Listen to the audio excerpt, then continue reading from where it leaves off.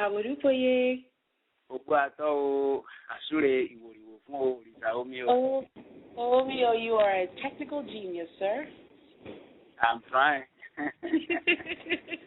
Did you greet everybody for the show? Yeah, I'm about to continue greeting them, but do your thing, please. Okay. Hello, everybody, and Ekabo. Welcome to Isoro Orun. This evening, we would like to give thanks for all of the work that Baba has been doing for our clients, and I'd like to start out by saying that I'm Iyomitayo, and you can visit us at www.abalaYenifa.org, or you can join Oluwo on Facebook at facebook.com/Isoro Orun. So we also have available for purchase our CD, Isoro Orun, Wiki for the Orisha, Volume 1. It's available for purchase. You can pay through PayPal, and you can order it online. So with that being said, this evening we have a great episode coming up. This evening we're talking about women in traditional Ifa. Right, Baba? Yeah. And so we would like to go ahead and get started. Baba, last week you spoke about being a Babalawo, and towards the end of the episode you began to talk about women and the role of women in Ifa, traditional Ifa, specifically as initiated, women who are initiated to Ifa. Can you give us an update and tell us a little bit in the culture of Ifa, the culture of the Yoruba culture, what is the role of women? Because many people have a belief that women are beneath men, subservient to men. And can you tell us a little bit about how Ifa sees women and what our role is in traditional Ifa?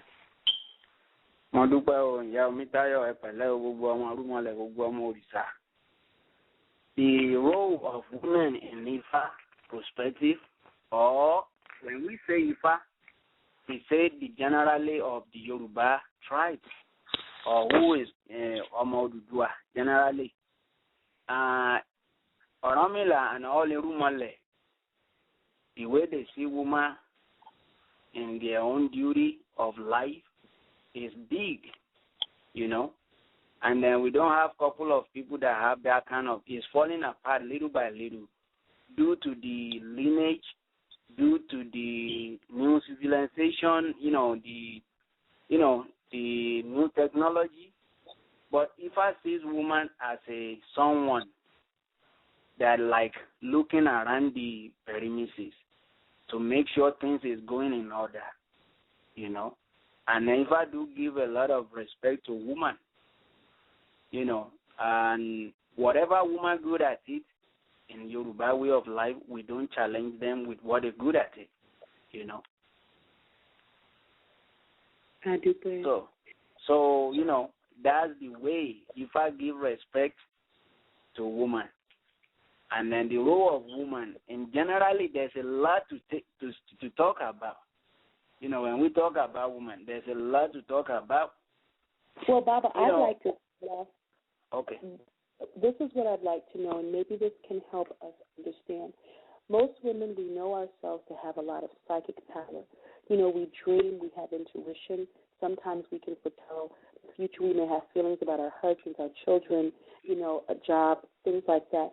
What is Ifa's position? What is psychic power? And how does that fit into traditional Ifa worship, the idea of being psychic or not needing a divination tool in order to detect what's going on spiritually? The phone is kind of static. I don't hear the question very well, please. The question is that women are known, and we know ourselves, and we're known by men to be psychic, that we can have dreams, that we can see future events, that we can have intuition, that we can detect maybe, you know, who's lying or things like that, psychic energy. What is the role of psychic energy in traditional Ifa worship? The role of psychic energy in Ifa worship, you know, there's a different thing now. If you're talking about way of life, about women can figure things out before it happens among their in their relationship, that is gifted to woman entirely, But it's different from when we want to talk about the psychic. Psychic is separate. Generally, people that do psychic for living, People that do psychic for living, let us know that they are ogbiope. They can see, but they can't take care of the issue. They don't know how to decode or how to take care of the issue, And then when the lady have that kind of energy or that kind of power among their relationship, they shouldn't jump into the conclusion, because to me, psychic, the way it sounds in the English way of is like a guessing. Is it that's what I think it is, or it's not what I think it is? It sounds to me like that in English. Like psychic is like someone that trying to dig into something. But if it's a woman, a good woman in the relationship that see things in advance, and then immediately you know that you shouldn't jump into conclusion, and then you should find a way to decode and to detect that if it's right what you think it is, Yeah. So, Oluwo, are women in traditional Ifa, are women considered dangerous? Because I've heard, and I'm asking because I had heard when I came to Ifa this idea of women being Iyami, or like witches and having good energy, or being dangerous. Their womb energy, their Iyami is dangerous to men, or dangerous to like the ritual process. Can you explain to us in traditional Ifa this idea of women being witches or women being dangerous, or maybe is it perceived that our energy has to be controlled by men, or what is it exactly in traditional Ifa? One thing about women in Ifa, to all the listener that is listening to us now, or who is going to listen to this show after, to replay the show, women, they're powerful, they have their own share. And then, when we're talking about women is powerful or they have their own share, that doesn't give us like, okay, now I will tell my husband women have power and we have our own share. No. Because that can start another thing in another person's relationship. And now people might hear me now, oh, look, say everybody, women have a power and they have a share. So, hey, John, you got to sit your butt and all that kind of stuff. No.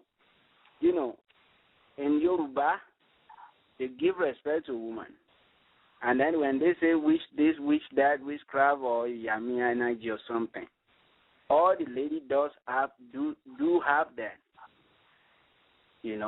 Any woman that have already give birth to a child is already in the society of that. Not in society that is in their meeting or in their what they do as a ritual, but is a categorize of it.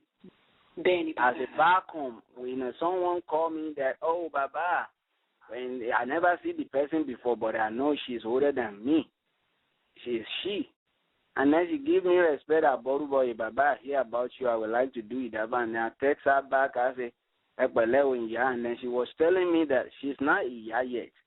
In Lukumi and Santaria way of in diaspora here, if you haven't initiate, if you're not crowned, you are not Iya. Okay, now, when I text the lady back that in Yoruba way of life, Iya and then the different categories. If you initiate to Ifa or you initiate to Orisha, you become Iya. You might be 15 years old. You might be 20 years old. Traditional way of life, then you become Iya. But in the Yoruba way, in Yoruba way of, worship, the, way of life, tradition, and then culture, when you give birth, if a 22 years old give birth to a child now, it become Iya or it become Baba. Okay? Yeah. So someone that already have baby before become Baba, or it will be she who it is going to be become Iya. But what do we call someone? Iya. So Iyami is different. Iya, when you want to call your mom in Yoruba way of life, in Yoruba language, you say Iyami. That means you're calling your mom, your birth mommy. So anybody that have already give birth as a woman, already passed through that kind of energy society already. That doesn't mean she was initiated to that, or she have a power like that. But she have it somewhere, but she can't tap into it like the original, we're talking about can do so. Danny, I do pay. So, but due to respect that, that woman already give birth, then the respect that they give woman that give birth in Yoruba way of life is different from someone that never have baby. They will give them respect, as highly respect. Yeah, so. Because if you misbehave to that person, if his son come or his daughter come from Johnny, and then she heard or he heard that someone threw to his mom or to her mom, it's gonna be some disaster. So the way they give respect to a woman that have already give birth is different. The way they would treat someone that haven't give no child birth yet. So Iyami is already automatically activate on someone that give birth. So so it's automatically activate that chapter. But that doesn't mean we honor them like Iyami. Do you understand? I do, sir. And I want to ask you this. It's an interesting point because you're talking about respect, and you always teach us that you can't separate the worship of Ifa from the Yoruba culture. So my question is this, to be clear on what you're saying. Say there is a 15-year-old who is initiated to Orisha. We would not, even though she is Iya, we would not necessarily greet her as Iya in the general culture. Is that right? No. If she has not had a child, even though she is ritually an Iya. Is that right? We're not going to call her that. We're going to say Iyawo Orisha, wife of Orisha. Okay, Baba. I do because some of people at the age of 15 probably still in training anyway. But they might have initiation due to some issue or something, or they got to go, or they have the money to go at that time. They might have their own initiation. We got some people that was initiated at the age of 3 years old. We got some people they will put on the back, on the neck to the river. They can't even carry their own Igba by themselves. So, but they will take them to the river due to their destiny, the way the Orisha call them quick, So at that time we call them Iyawosa. Don't we say Iyawo? So we kind of line up together. So some people that at young ages like that never learn finish. They're not even Babalawo yet on their own. So they're still going to be, if it's a she, they're going to be Iyaworisha or Iyawofa or something like that. Couple of where we, I do pay. So, Oluwo, so I have seen, and I know at least of 3 Iles where they are headed by women, and I've actually heard 2 of the elders who head the Ile say that they do not need Babalawos, that they function, or they head their Ile and they consider themselves traditional Ifa, where they are functioning as Ile heads without a Babalawo or without a male counterpart. Can you tell us, in traditional Ifa worship, is that protocol for there not to be a male counterpart in the ritual aspects of serving the community? One thing about that, thank you for this question, is not done back home like that anyway. As we end up the last episode about Yanifa and Babalawo, okay? We're still going to come back to that issue. Yes. But as someone that have Ile, if you are a Yanifa that have your own house of temple, she must have some Omawo like a man, In order to balance it, it got to be men in the temple,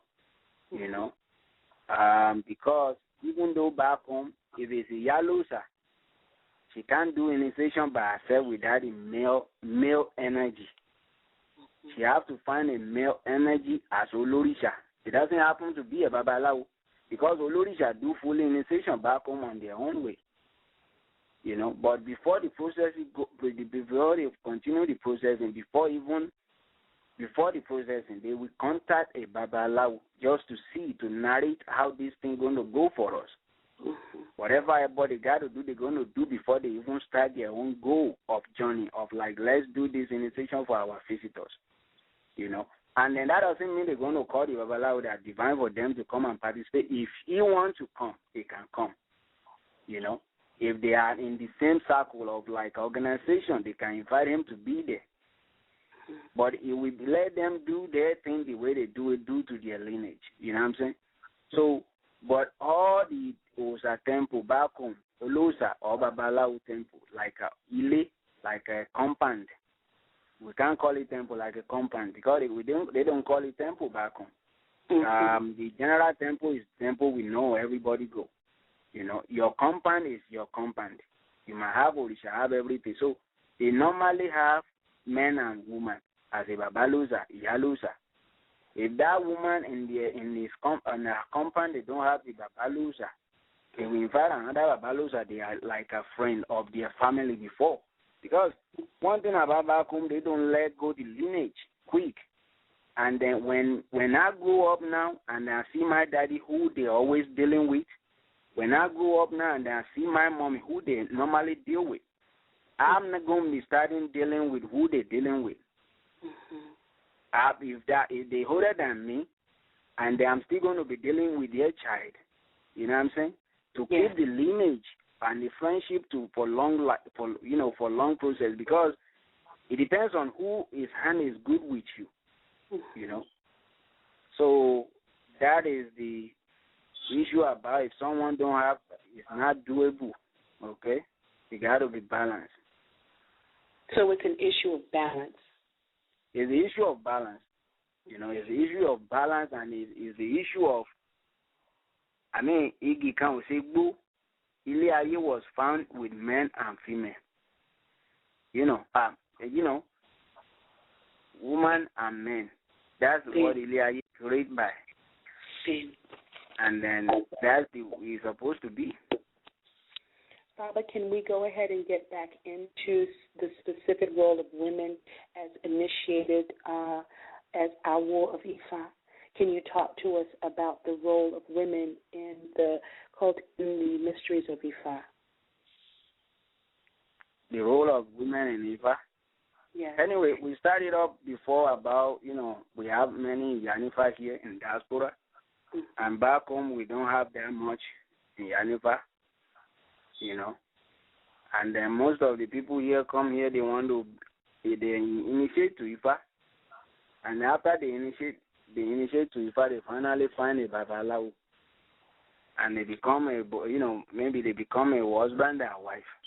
And then the Yanifa don't let go. It doesn't let go. It's things that she knows. She probably be the one there before the Baba come along. And I was telling them that, saying it on last show that you should give the authority to the Babalawo, to let the Babalawo, because women in Ifa, there's a limitation in many things. Some people that go home now, that be initiated to become a Yanifa and so. Some of them had never earned their menopause yet. They're still young in a way. Most of highly priests of Yanifa we see back home that is on her own, operating on her own.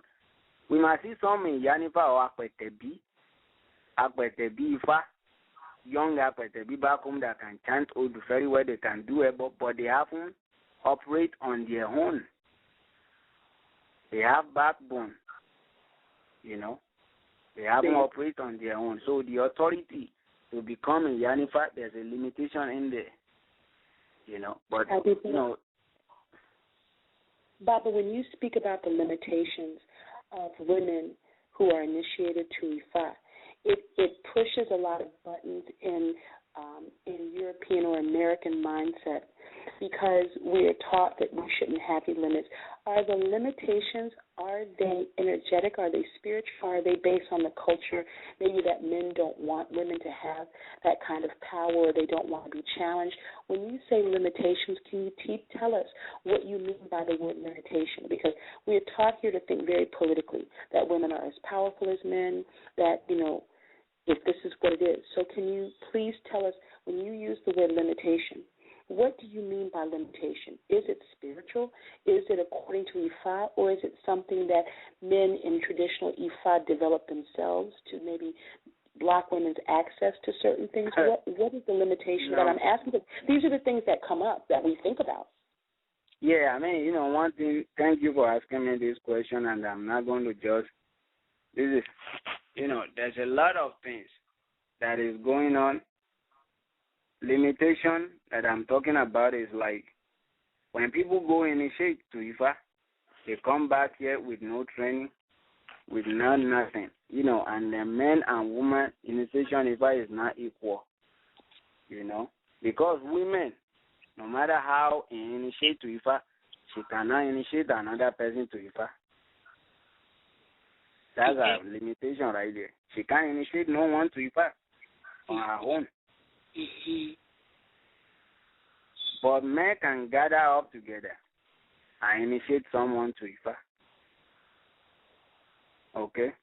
Yes, sir. But the Yanifa can be, if the Yanifa is 50 now, they can't initiate no one to Ifa on their own. Mm-hmm. Because, at the old of Ifa is different in some other area. But when we want to initiate someone to Ifa, they say, we need lady, Babalawo need woman too. But there's a limitation. Because the one that Babalawo initiate to is different from what Yanifa will initiate to. I do that. So, if we initiate to that, so that means that Yanifa cannot initiate another someone. I mean, when a man go to Yanifa now want to initiate, Yanifa can initiate that man to Ifa. I do that. Okay? Yes, sir. It's not complete. That's the issue. Mm-hmm. Because when we do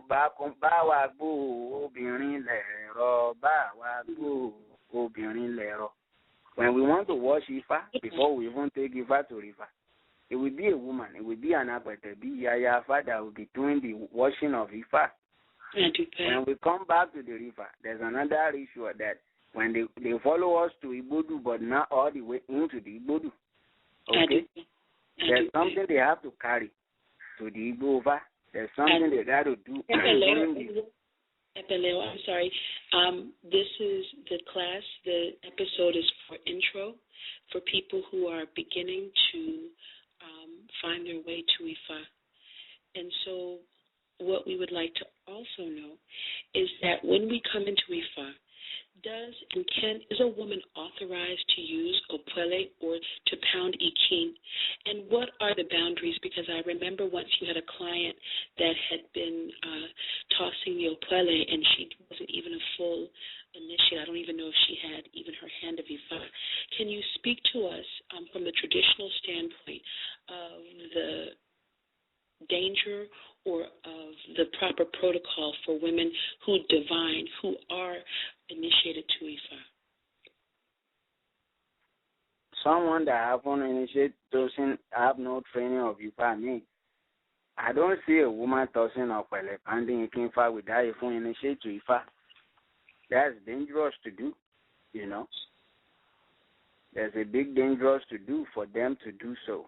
And then when the lady initiates to Ifa, it will be a certain training they will give the lady, the woman, if they want to become Yanifa, Yalusa.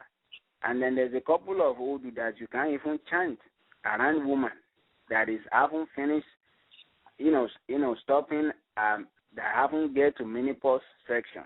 You know what I'm saying? People understand my English well. If the lady still cycling, there's a couple of Odu you can't chant around them. No matter how young that person is, it won't have it anymore.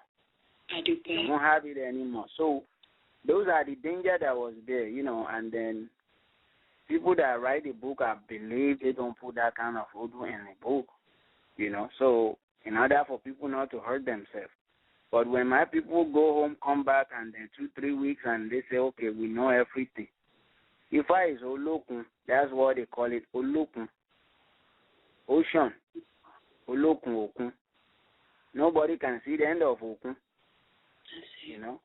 So that's just the issue of it. If I humble is a couple of humble all his followers, except people that just want to have their own way of walking their path in their own way, So ideally in traditional Ifa, if we're looking to connect to traditional Ifa in America or anywhere, we should be looking for organizations or for compounds or egbays or temples that have a balance of male and man and woman energy ritually. Is that what you're saying? Yeah. I do. And Oluwo, I do have one question, and this is a little off point. Is there such a thing as initiation in the womb? And this was a question that had come through from last show that I didn't get a chance to put to you. It's a little off point, but could you please speak to that? There's nothing like initiation in the womb. Yes, where a woman is pregnant and maybe she is initiated, and they will say that her child is initiated as well, the unborn child is initiated as well. Many times that I see initiation, so far so good. We haven't seen someone that pregnant with initiation. Okay? It's dangerous to do. Okay? You're saying it's dangerous to initiate a woman who's pregnant, or it's initiated? Barely. Okay. Because she's going, initiation is like someone go to and choose his destiny. And then he has someone that is coming through our path. Because anybody that give, when women give birth to children now, it brings new life from Olodumare. It's like that person come from initiation on himself. Mm-hmm. It's like we call them abarameji, because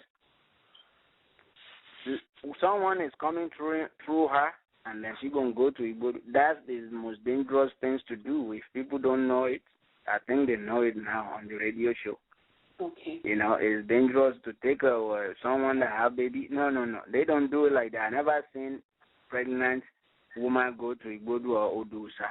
I haven't seen it.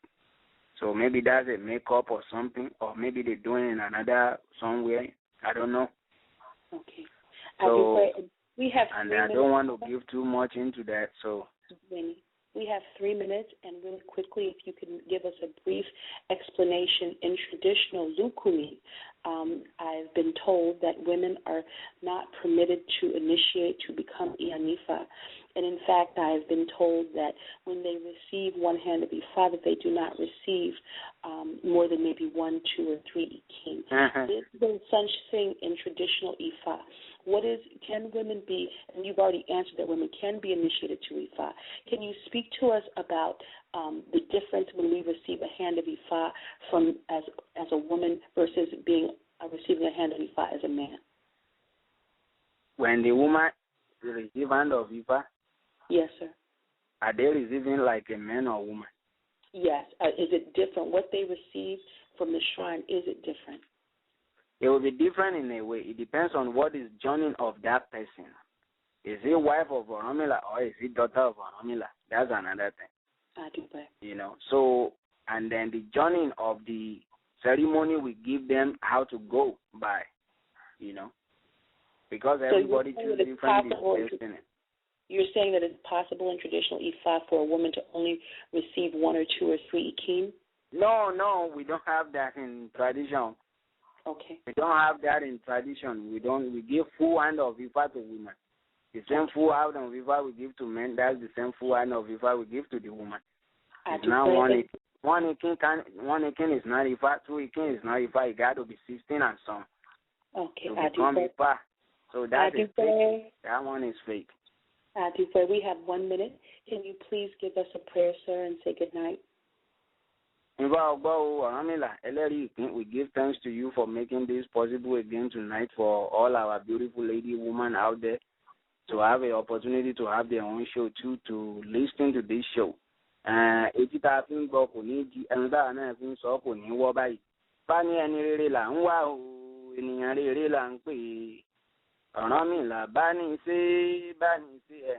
là ń wá o. Ẹni rere là ń wá o, ènìyàn rere là ń pè. Gbogbo orúmọlẹ̀ ẹ bá ní ṣe ẹni rere là ń wá o. Orí onírú bá ní ṣe, ẹgbẹ́ ọ̀gbà ẹ bá ní ṣe. Gbogbo òṣòro ọ̀run ẹ bá ní ṣe ẹni rere là ń wá o. Ẹni rere là ń fẹ́ o, ènìyàn rere là ń pè. Odùduwà bá ní ṣe ẹni rere là ń wá o. Àṣẹ ìfowógbè wa o. Àṣẹ ó dàbọ̀. Ó dàbọ̀ sir. Ire.